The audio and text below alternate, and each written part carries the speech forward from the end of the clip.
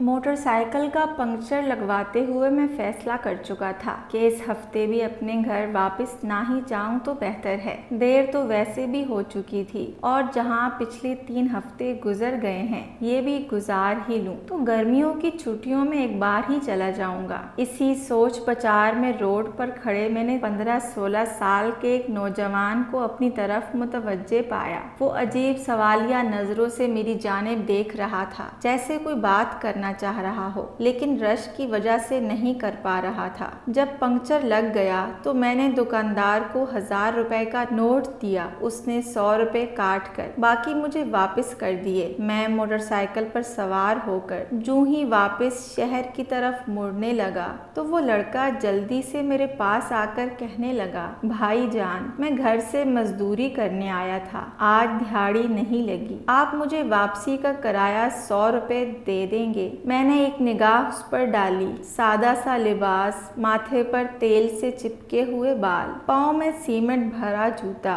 मुझे वो सच्चा लगा। मैंने 100 रुपए निकाल कर उसके हाथ पर रख दिए। वो शुक्रिया अदा करके चलने लगा तो न जाने मेरे दिल में ख्याल आया। मैंने उससे कहा, सुनो भाई, तुम्हें दिहाड़ी कितनी मिलती है? उसके जवाब देने से पहले ही मैंने बाकी के 800 रुपए भी उसकी तरफ बढ़ा दिए। वो हिचकिचाते हुए पीछे हटा और कहने लगा, नहीं भाई, मेरा घर मंडाली शरीफ में है, 2-3 घंटे में पैदल भी जा सकता था, लेकिन कल से माँ जी की तबीयत ठीक नहीं और ऊपर से दिहाड़ी भी नहीं लगी तो सोचा आज जल्दी जाकर माँ जी की खिदमत कर लूंगा। मैंने कहा, अच्छा, ये पैसे ले लो, माँ जी के लिए दवाई ले जाना। वो कहने लगा, दवाई तो मैं कल ही ले गया था, आज मैं सारा दिन माँ जी के पास रहूंगा तो वो खुद ही ठीक हो जाएंगी। माएँ दवाइयों से कहाँ ठीक होती हैं बाबूजी। मैंने हैरान होकर पूछा, तुम्हारा नाम क्या है? इतने में इसकी बस भी आ गई और वो बस की छत पर लपक कर चढ़ गया और मेरी तरफ मुस्कुराते हुए जोर से बोला, गुल्लू।